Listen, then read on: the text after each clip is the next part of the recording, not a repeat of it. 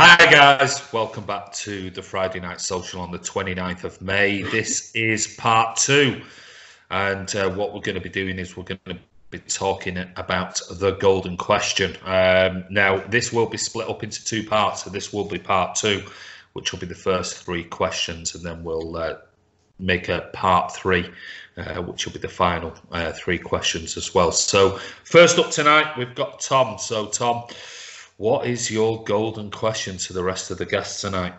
Right, so I saw today that Bayern Munich have reportedly offered Lucas Hernandez, who is their French centre-back, who can also play left-back, 24 years old, as they ramp up their attempt to secure the Leroy Sané deal. My question to you guys is, would you take Lucas Hernandez plus a small fee as well in swap for Leroy Sané? I'll go to I'll go. I'll pull myself out of there and I'll bring in Karl as well. So over to you, mate. Who do you want to answer that one? Any centre half that plays for City's got to be able to pass the ball and play out from the back. Otherwise, they ain't coming, right? I'll tell you that now, not with Pep. So if he can do that, and he can do it with his right foot and play on the right-hand side of the central defence, because the port's not going to be dropped, is he? So then possibly, yes, I would look at the deal. I think Sané needs to go. I think I'm sick of hearing about his name for the last 2 years. I've had enough. I want him out because it's just causing problems. It really is. Yeah.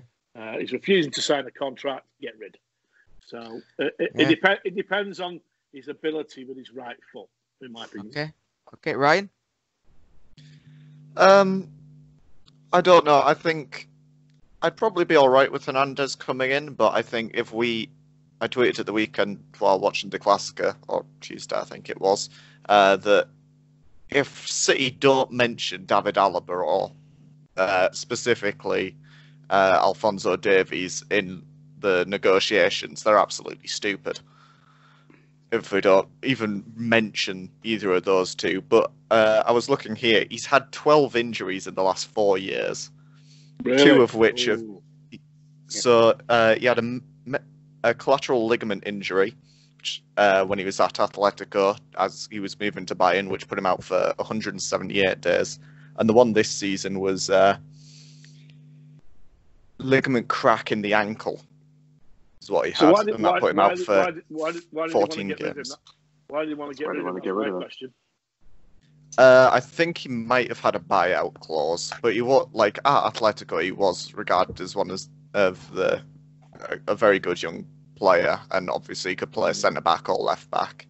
And he's not really got started at Bayern that much because since he joined Bayern in the summer, he's already had 4 injuries. A lot of them have just been little things, but then you have the big crack in the ankle, which put him out for 14 games. Overall, I think he's a good player, but he's 24, and I don't know how badly those injuries are going to have affected him. I mean, so I love Alaba, apparently Alaba won't come.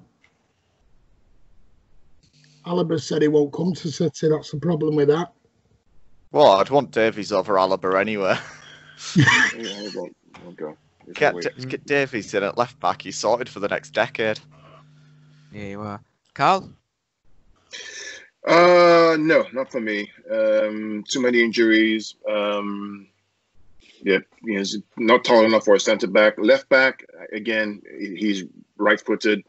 Not for me. What I would like to see is sell Sané and buy Kai Havertz from Leverkusen. And then get Skriniar in. Yeah, that's it for me. But not Lucas Hernandez. No, I like him, but not anymore. Too many injuries. Fair enough, Chris. I don't know much about this lad, so but the injury thing certainly is a concern. I think we're going to see a lot of this anyway in this transfer window, is swap deals and that sort of way going. So maybe that is a way around it. But yeah, he sounds a bit injury prone, and we've got enough of them already. So it's a no from me. Fair enough. Andy? Not for that price. No chance. 70-odd million quid. No, not for me. I see Newcastle were linked with him as well, for obvious reasons. Well, the papers linked him with Newcastle. Let's be honest. Yeah, well, I mean, well, the papers have Pep's will link anyone with Newcastle. Well, We've they've had taken about over 7 players, haven't we? Well, the papers have linked to us with him. So no, for me, not for that money. No. Yeah, right, is right. Everyone, is that everyone had a go? Yeah. Smashing good question, Tom. That was about Lucas Hernandez. I think the overwhelming majority were unsure on that particular signing for obvious reasons, injuries, price, left foot, right foot, whatever. We're going to come to Chris. Chris, your question. Okay, my question is, what was the pivotal moment of the season for City this year? And I'll go to Ryan first. Probably. See, there's definitely a culmination of things, and I think the Laporta one was definitely the nail in the coffin. Laporta's injury, but I'd still put it back down to the Spurs game. Just start second game of the season, and we've just been absolutely shafted by absolutely crap officials. And from that, I think the heads had kind of dipped a bit. Then you have Norwich adding on to that, and then Laporta's injury, and I think it was just off the rails. Okay, Karl. What was the question again? I apologize, I didn't hear properly. My earphones died. No problem, mate. What was the pivotal moment of the season for you? Liverpool game. I thought that the refereeing was by what's his name, Michael Oliver, I believe it was absolutely atrocious, and was very clear for me that the Premier League only had one horse in mind to win this Premier League this year. In my opinion, that game was fraught with mistakes, incompetence, and sometimes some people even allege that there's some cheating in that game. I thought that was a game that for me was over. Yeah. Okay. Tom? For me, it's the Manchester United game in early December. That was the final nail in the coffin for me. Yeah. I talk about this quite a lot based on pride. You just looked at the players, and I knew based on that performance, especially, that the season wasn't going to be anywhere near as good as what we were hoping. Yeah, okay, mate. Alan? Not signing a replacement for Vincent Kompany and Laporte going down. Is to me, not signing a replacement for Vinny is absolutely criminal. And as soon as I saw that, we were in danger, because that means we had one really good centre half available, and if he went down, which he did at Brighton game when I was at that game, I knew that the title challenge was over at that point. And that was right at the start of the season. Yeah. Tenerife Martin. Okay, yeah. Anyway, I'm not going to go down that road, right? I agree with Karl, Liverpool, because am I feeding back? Yeah. Well, you're feeding back, Tom.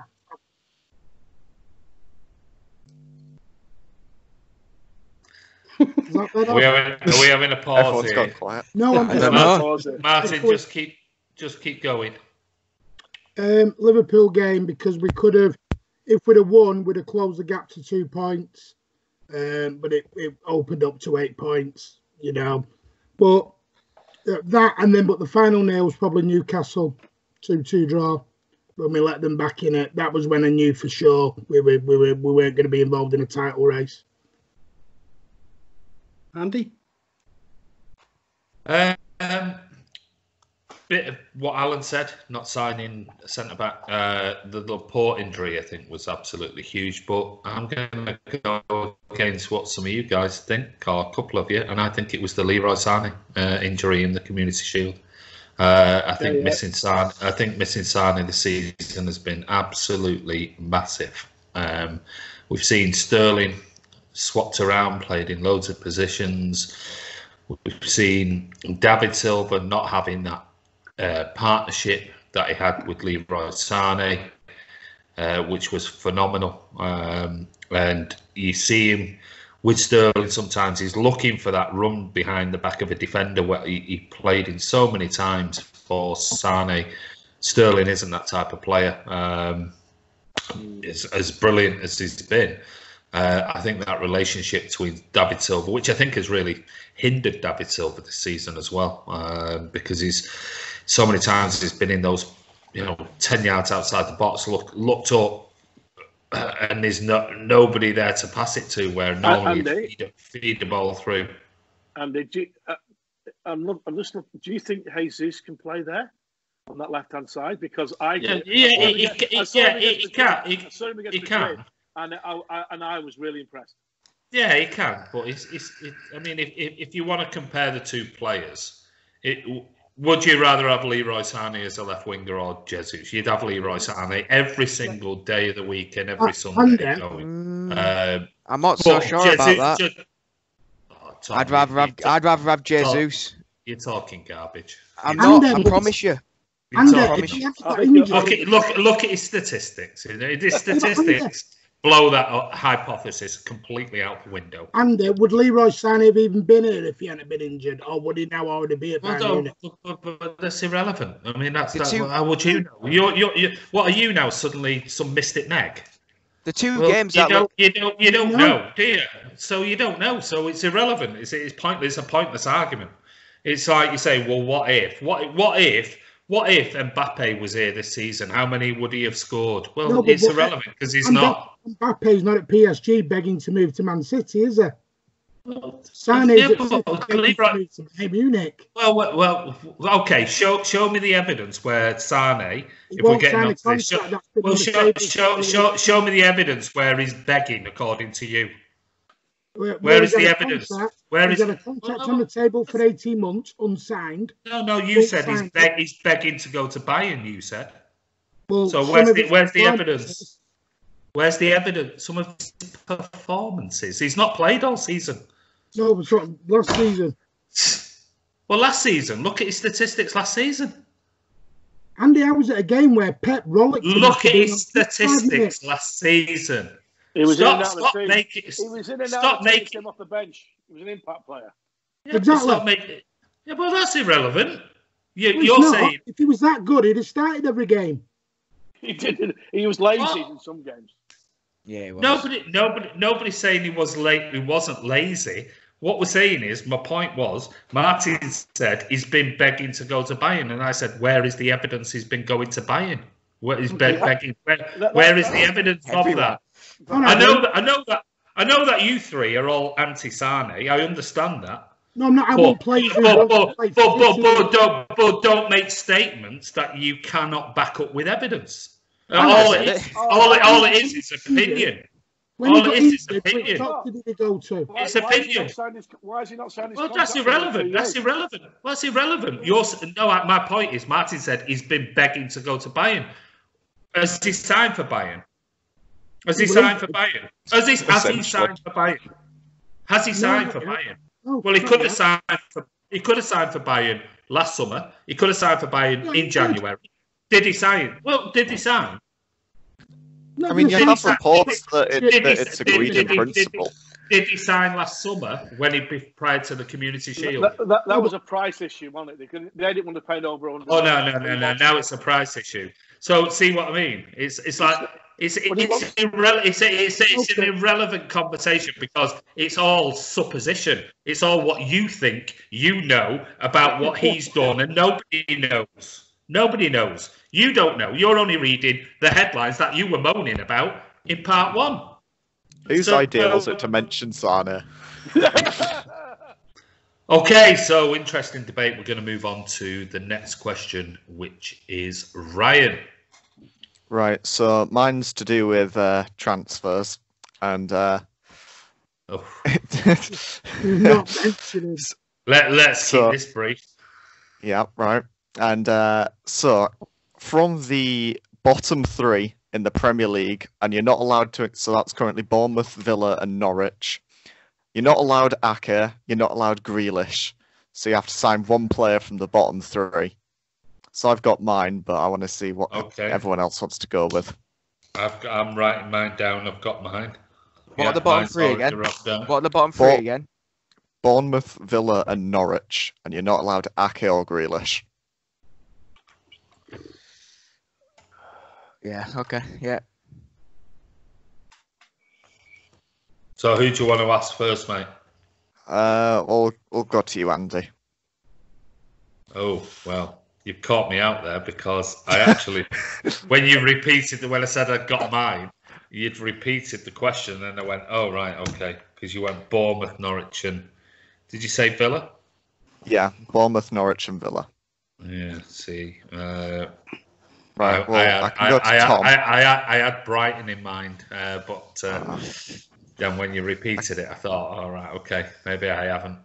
So go to Tom first then. Yeah, we'll go to Tom. I have just got another one, but we'll go to Tom first. Right, so I'd go to Aston Villa and choose in the defensive department and go for Tyrone Mings. He's a quality defender, and I feel that he can easily go into a bigger side.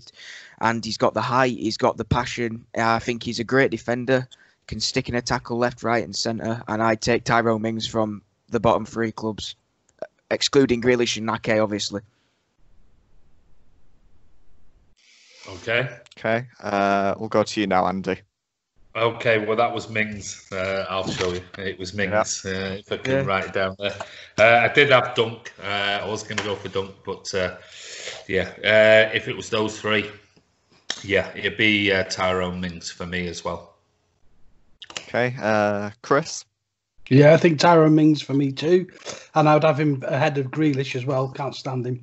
So, sorry about that. Mings. Mr. Tenerife?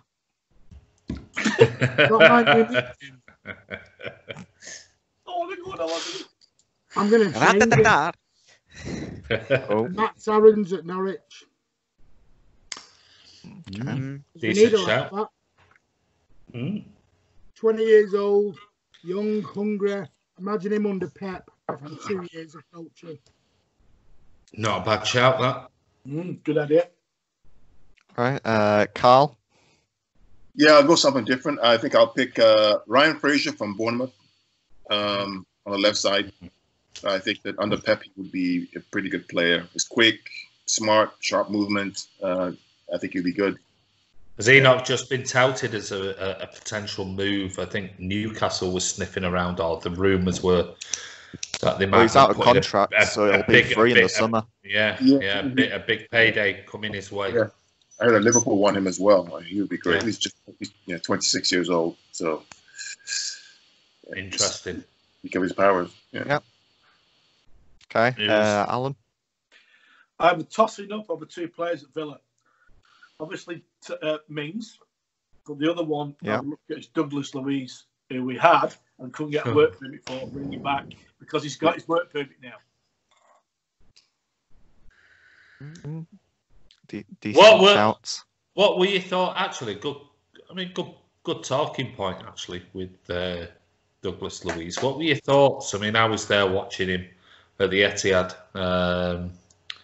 Martin was there when we played Villa.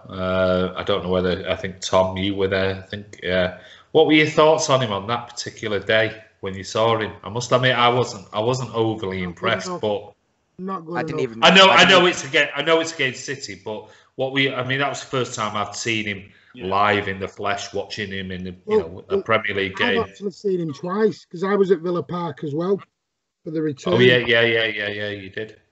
Pep really rates him. Yeah. I watched him live in Miami a couple of years ago, and he looked really good in for City. He looked really good. He didn't have a bad game. Was it the Villa game when they played in the final? Did he play? No, he had a good game. He had a good. I thought he had a good game in that game. He did all right. Yeah, he did all right. Pep really rates him, and the problem was I spoke to someone at City that knows the situation that they sold him to Villa because they couldn't get enough game time for him to get a work permit, right? Well, they couldn't guarantee. They wouldn't be able to guarantee it. There was no way. It's 75%. Now, he's got the work permit. There is no reason. City have got an agreement in the contract that they can bring him back under a set price. I think it's 25 million. I think. Yeah. Now it's 25 million. Now he's got the work permit that can be transferred across. For who though? Who would Martin. I was going to ask the same question. Who would you? Yeah, this is the thing. Do you have Fernandinho going back to that defensive midfield role because that's where he plays, and then, or do you have him coming in understudy to Rodri? You don't know. Well, Pep said Fernandinho will never go back, didn't he? He said he's a centre back now. Yeah. Well, interesting. I was going to be going for another player from Norwich, so we've been going for teams, a lot of Norwich players other than Mings. So I was thinking Emiliano Buendia from Norwich. So obviously he had the incredible game against us at the start of the season. So he's just turned 23. Hasn't scored this season, but he's got 7 assists. And with Norwich looking to go down, I think Atletico Madrid's is at the moment the biggest rumoured team, around 13 mil. I think he's been rumoured for, but he's completed the most through balls of anyone in the league. He's third for completed dribbles in the league with 92, and fourth best for completed dribbles per 90 minutes. His stats are quite similar. He's creating the most key passes of any winger in the league. So he's got 3.3, so he's ahead of Grealish and Mahrez, who he'd be battling Mahrez for position. But he does really good defensive work. He's making over 4 tackles and interceptions per game, which is a big step up from Mahrez for sure. So yeah, that was who I was thinking. Martin. Shall I move it on quickly? I think you make some really good points there. No one said John McGinn. No one said McGinn. I was just gonna say there's a reason why. Go on, Tom. In the middle. I was just gonna say another one, Todd Cantwell for Norwich. I think he's a great player. You just have to show the composure he had against Spurs in the penalty shootout, doing the kicky uppies and then placing it top left corner in a situation like that. Shows that he has the gut and determination to do well. So if we were looking for another English player coming in, I'd say that's easy for me to say it. Todd Cantwell would be another good person to bring in. Interesting, very interesting. Yeah, good question. Wow. We're going to move on to next question is for Karl. Yeah. Okay. Since the dust has settled from last week around the kits and haven't seen the away kits, have you changed your mind about Puma and the third kit and the away kit for next season? Are you all right there, Martin? No, I'm just, yeah. What was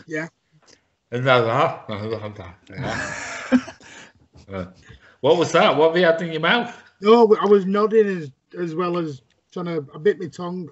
Oh right, okay. Oh God, oof, painful. Sorry, what was that, Karl? Again, can you just repeat it? Haven't seen the third kit and the away kit from last week. Are you changing your mind about Puma's designs, and do you like the third kit and the away kit that they Okay. You said that's to Martin. Alan. Don't start, Alan. I'm waiting for this. Am I going first on this then? Yeah. I've totally changed my mind on it. Oh God. I really have. Now, I know it's totally different when you're seeing it on computer games, but FIFA put out sort of pre-images of how the full kit is going to look. And they've done the same with the away kit. And I tell you what, Ryan, I said it on Twitter to Ryan, he hit the nail on the head. When you see it in the full kit, it looks really nice. Now, the problem is, you're not going to buy the full kit. Yeah. Unless you're willing to go and pair a pair of shorts, socks, and shirt. But even the away kit, I thought that looks awful.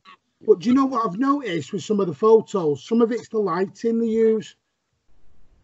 I've noticed because that when they showed the navy or dark away kit, it's totally different when you actually look at it on compared to what it is on the light. So sometimes it is the lighting that makes it look lighter or darker than what it actually is. So yeah, I've totally changed my mind on it. The home kit I haven't. That's awful. Okay. Who next, Carl? Alan, thoughts on the away kit and the third kit? Any change? No. Basically, not at all. It's awful. And the home kits. I saw it. I just turned the computer off and saw it. I was disgusted. No. Okay. Absolutely not. Tom, you? I have always said that I don't mind the away kit, and looking at it now, it doesn't look as big in the triangles, which it looks quite smart, so it looks a little bit more of a nicer pattern. Still looks a little bit like a Christmas jumper, but I'm sure we can get around that. The third kit's still no way. It's just still bad, and obviously the home kit's okay, but it's not the best. But yeah, I'm still sort of the same. But looking at it on the plays, it makes no difference because the first opinion that you had is exactly the same. No matter what lighting or texture it's going to be exactly the same than you first initially thought. Yeah. And Ryan, would any change? You think you like? Well, no, because I think I was pretty supportive of I was like the one positive light on the kit last week. I said that I've thought it would look a lot better in reality than it does on just the leaked photo. And yeah, once Martin then put that out on Twitter, I was like, yeah, that third kit's nice. I really like the away kit. For home kit's still just, yeah. I mean, I'd buy the away kit. I probably wouldn't buy either of the others. Yeah, same here. I think the away kit got me. That's what got me. And then the shorts on the third kit makes it look a little better. But let's see what happens. And Andy, what about you? Any change? You're not a kit man, so you don't care, right? Well, I'll go. Chris, what were your thoughts? And I'll come back to me at the end. Sorry. Oh, okay. Well, I agree with Martin that, the light makes a difference. And if the lights were off, then, yeah, I'd probably wear them. They're absolutely disgusting. No, I don't like any of them. I'm sure someone said that to you before, haven't they? That's the Colo Torre Mark II, that. Someone said something similar to Chris before that comment. It's much better with the lights off. Yeah. Bloody hell. So, no, I haven't changed. Where are you taking that one? One of them streams. For me, yeah, I have changed my mind. I still can't stand the first kit, the home kit. I just cannot. I just cannot get my head around that. I saw the navy blue kit that came out, the concept kit this week. And we've seen Sane, Sterling, and I think somebody else, can't remember who else was pictured in that kit, and think actually it looks all right. Close up, I wasn't keen on the initial design, but actually it looks okay. And the third kit, the Paisley white one, I just hated it, absolutely hated it. When Martin posted the FIFA 21 pictures, when you saw it with the blue shorts and the socks and everything else, I actually changed my mind and thought, actually, it looks all right. Actually, it looks okay.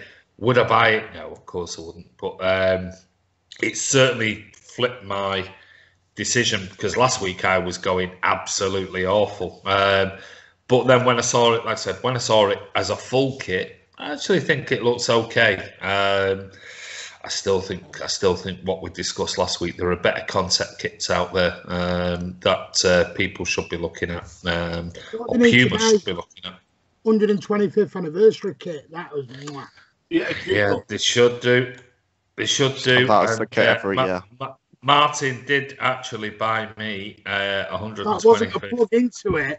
Yeah, it was. He did actually buy me 125th anniversary City shirt.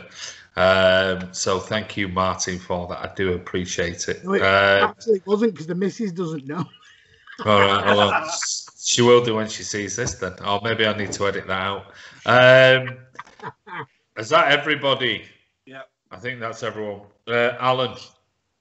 Okay. We're coming to you next. I think I might need to go now, so. No problem, Yeah. Tom. You take care. You take care, buddy. Yeah. See you later, Stay guys. safe, mate. Take Oh, care, Bye, guys. John. Bye, guys. All the best. See ya. All the best to you, Bye. Dad. See ya. Yeah, we'll do. See ya. Bye. Right, I'm just Okay, running to Alan, the toilet. over to you. Continue. You're running to the toilet. We don't want to see that. Right. Okay, Ryan, are you there? I'm still here. Okay, so that just while Martin is running to the toilet. Over to Alan. Okay. With the controversy about VAR over the last couple of years in the Premier League, okay, now, since 2017, the A-League in Australia have had the VAR system. Yeah. And FIFA have given them permission to get rid of VAR for next season because of the costs incurred for each club that's costing the league, okay? It cost them $100,000 per game, okay? Which the A-League doesn't have the finances that the Premier League does. And FIFA have knocked it back to the A-League and said to them, you can get rid of it if you want, which they are going to do from next season, which starts in October over here. Okay. My question to you guys is, that is the Premier sense he mentions in the Premier League are looking at this, but are going down the FIFA route of whatever FIFA says goes. Okay.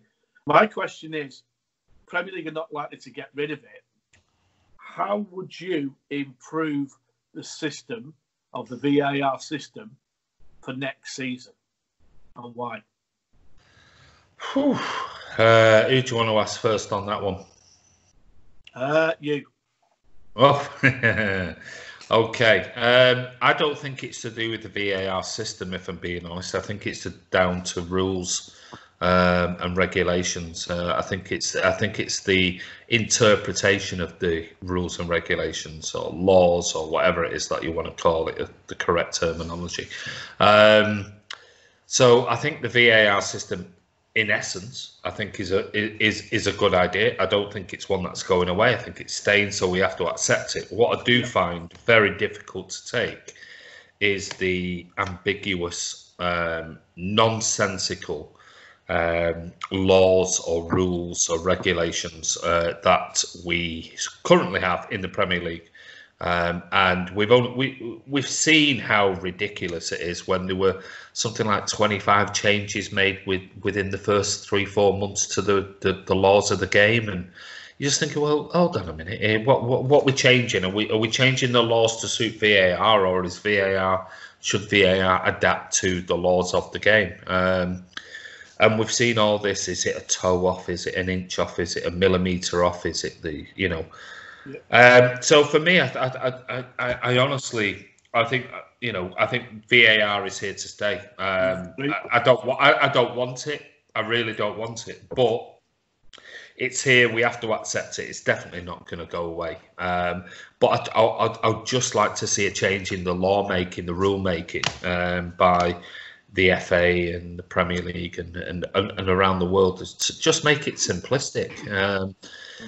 Offside is, there should be. I mean, for me, one of the biggest things is, distance for offside, clear daylight, and I don't care whether somebody's foot is 1 millimetre in front of somebody else and they're leaning forward. It should be, if there's daylight between a player and a player, I agree with that. Then you can say, well, that is clearly offside, clearly, because there's actual daylight between the two of them. Don't matter wherever it comes from, there is daylight between the two players, because you've got one player that might have size 14 boots and a defender that's got size 9 boots, and where does just because a striker's got size 14 boots or vice versa shouldn't provide an advantage to one side or the other. So for me, it's just make the rules simplistic and easy for the VAR officials themselves and the referees and whatever else, and just say,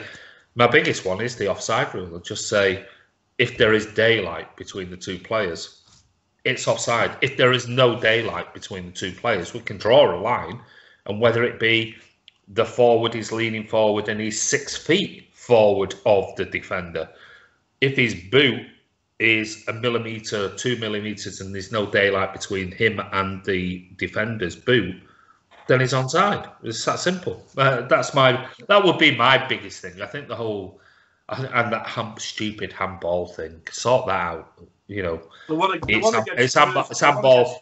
Yeah, I mean, it's handball for one, but yeah, I mean, it's handball for one, but it's not for the other. And either say it's handball for everybody or it's not. That's simple. Okay. Karl? I think VR is going to stay either which way. I think it's here to stay. The way it's been implemented in the Premier League, though, is questionable. If you look at a lot of the Champions League games, they pretty much do a good job of actually implementing VAR. For some reason, in the Premier League, there's too much controversy. Look at the handball rule or look at the offside rule. In Europe, they pretty much get it straight, and it's pretty much correct. But in the Premier League, we have all these issues around the toenail or somebody's finger or the armpit. Just follow the rules. Make sure that it's applied consistently. There will be issues either which way because it's still human beings, but you just need to follow the rules that have been set, in my opinion. The big one with me is the referees are not allowed to use the television. Correct. To make a decision. So if they're unsure, rather than going into this obscure box 500 miles away, is to go. They're in charge of the game. To me, it should be their decision and their decision only. And they should be allowed to go to a television, whether it be at the halfway line, which it is at the moment, and they've got one sat there but never uses it. And they should have one at each end next to the goals. So the referee can go and have a look and make a decision on what he sees, and they get to see it once at full speed and not at slow motion. Right. And then he can make a decision one way or the other. Then we still get the. I just think they've gone too far with it, personally. Okay, let's see what we've got. Ryan and Martin. So Ryan. I like VAR, but I mean it's just how it's used. In the Bundesliga alone this weekend, because I think it's used a lot better in Europe than it is in the Prem. Yeah. And I can't remember, in the Bundesliga, I can't remember the last time that I saw a contentious offside decision, whereas it was every single weekend in the Prem you're getting someone kicking off about that. Or was it somebody else? I'm not fully sure, but in the Bundesliga this week, you had the Klassiker, where there was everyone on Twitter, the people in the studio, on the BT, everyone said that should have been a penalty for a handball, and it didn't even go to VAR. So and then you had the FC Köln game on Wednesday. The referee in that match had a brilliant game. Used VAR perfectly. Used the monitor twice all game. One was to overturn a yellow card to a red for Bornau, the FC Köln centre-back. Correct decision. And the other was to give a penalty to Köln, which he wasn't originally going to give for handball. So he made another great decision there. There was another red card decision that didn't go to VAR. So he just added to him there. So it's fine-tuning the rules, because I think the offsides are a problem. The handball rules all over the place. Penalties with the encroachment, keeper being off the line and all that crap. Half the people don't know when that rule's been broken and when it hasn't. Yeah. So the rules just kind of need fine-tuning and explained to people better, I think. And yeah, just the pitch side monitors need to be used more. Okay, I'm going to bring Martin in to move this on. Martin? I agree with Ryan. It's being used correctly in Europe. The problem is you've got now with VAR in this country is the fans will never ever accept it now because of the way it's been used this season. Yeah, it's never gonna be accepted. They can go back to using pitch side monitors and using it correctly and everything else, but the one thing we have over La Liga and the Bundesliga and everything else, we have, in my opinion anyway, more passionate fans. I'll be honest with you, that's my opinion. I honestly think we have more fans that go crazy over it. For me, honestly, it's my opinion. And I just think they're not going to forgive this year the way VAR has been used. So even if you use it right next year, it still won't be accepted for me. Okay. We're going to move this on to the last question, which is Martin. So, Martin, what's your golden question for tonight? I'm going to make it short and sweet, and it's quite simple. Main Road or the Etihad? For what? Just overall, if you could choose which one you'd rather be at, Main Road or the Etihad? There's a caveat to that question as well.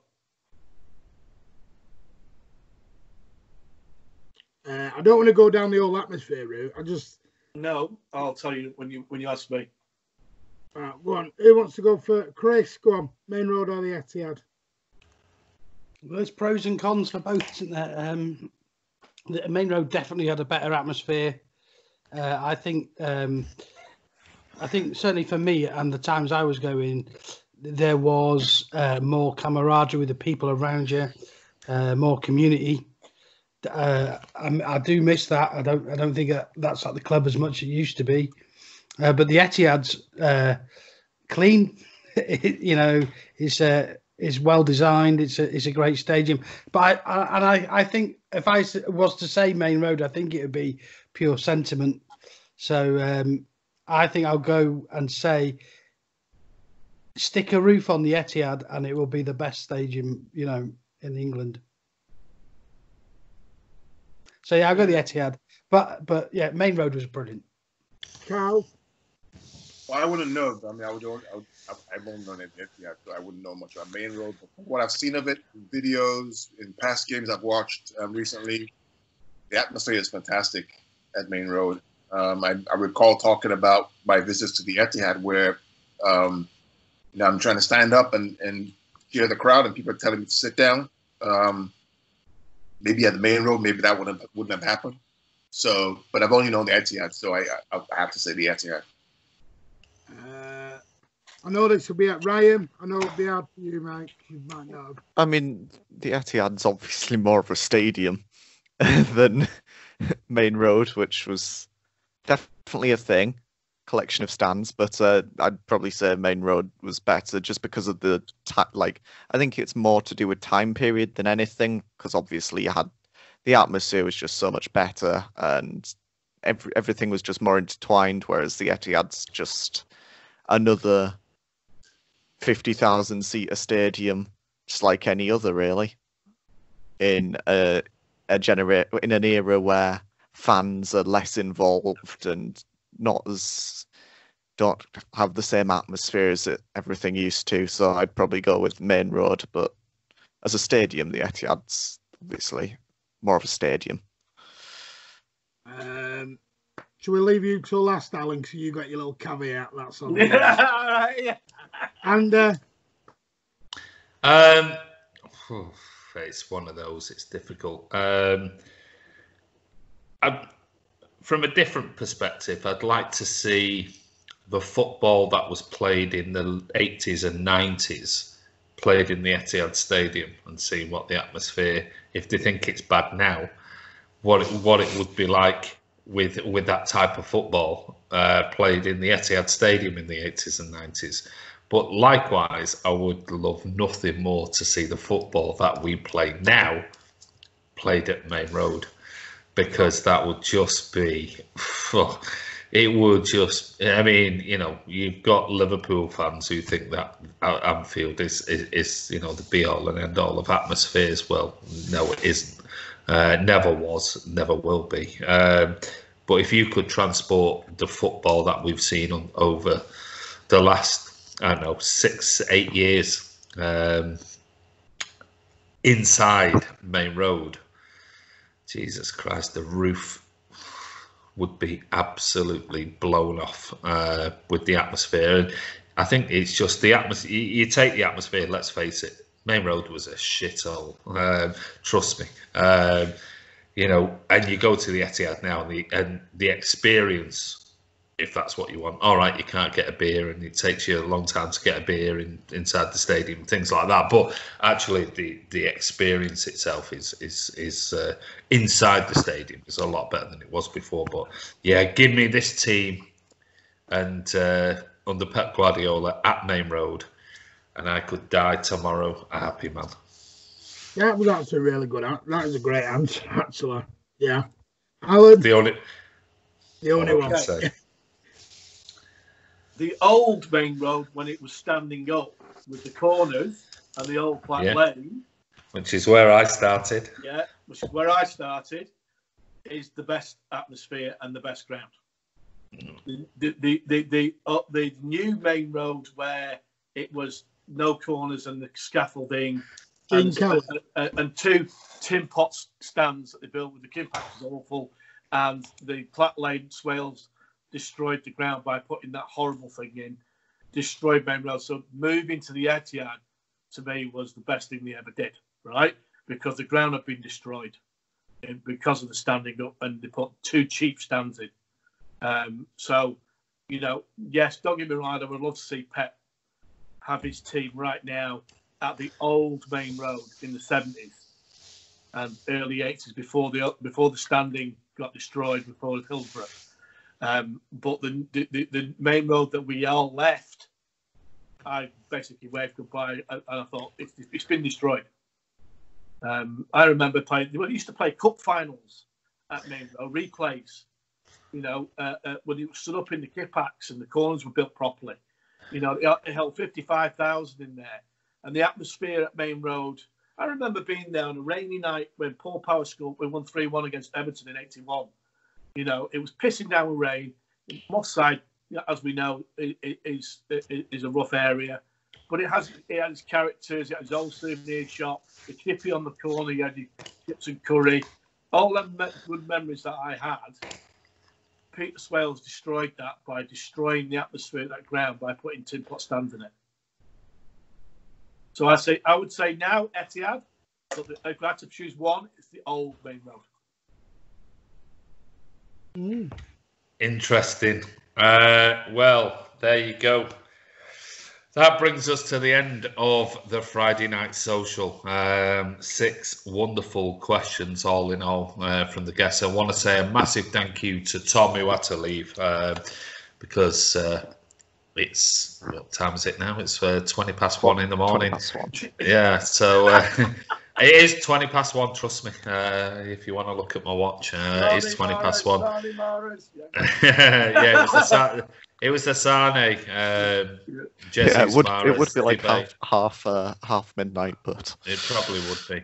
But anyway, I want to say a massive thank you to Tom for coming on. Ryan, thank you so much for coming on, buddy. Yeah, it's been a pleasure. And thank you for your stats as usual. Karl in Washington. Thank you. Thanks for coming on, buddy. And I don't know about Melbourne boy over there. Alan, are you going to go and play golf? Are you playing golf? I don't know. The weather's good, so I might go and have a game of golf if I can get on. But it's only allowed 2 balls, so if I can get on somewhere, I'll play today. Well, it's absolutely cracking the flags here in Manchester. It's gorgeous. 25, 26 degrees, and tomorrow's going to be even hotter, I think. I think we're going to be the hottest part of the whole of the UK. I think it's 26, 27, and no cricket as well. Terrible. Chris, thanks for coming on, buddy. Nice one. Nice to speak to everyone again. Yeah. A nice quick one again, Andy. Nice one. Oh, no. Tell me about it. Hey, listen, you don't have to go to bed after you've said a nice quick one, which I did promise earlier. It's not going to be a quick one tonight. My missus is going to be very pleased. Somebody will get that joke somewhere down the line. But anyway, Martin, thanks for coming on, mate. Sorry, yeah, I did get it, and that's why. Oh, good. I'm very pleased. At least there's something you got tonight. But anyway, I'm just kidding. We had if you'd not seen the part 2, we edited out loads of it because we got into such a debate over Leroy Sané. You better leave in the hair bet. Hair versus hair. Over Leroy Sané in Tenerife, big answer.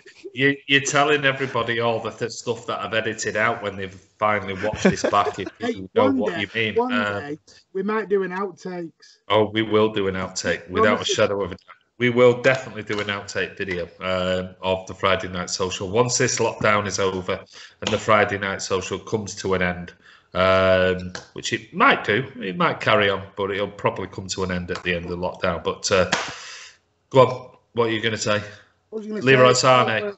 No, I'll have a chat with everyone during the week, no doubt, on the live vlogs. So, and I'm not going to mention Sané. Good. Don't worry, I will for you. I'm not doing it. I wake up in the middle of the night and put Sané is not going to Bayern Munich. Now get your hair shaven off.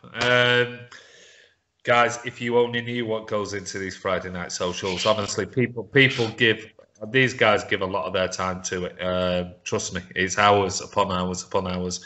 So I want to say a massive thank you to the guys for giving up their time. Alan getting up very early in the morning to come on these over in Australia. We got Karl, probably his missus is going Friday night. Well, you should be doing this, that, and the other. Yeah, I do apologise. And obviously Martin, Chris, Ryan.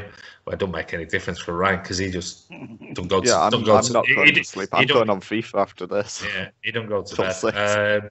And Tom, who came on earlier. But guys, don't forget, go over, watch part 2, part 1, part 3 if we put this into a part 4. But anyway, you would have seen the previous videos. But don't forget, subscribe, hit that bell icon.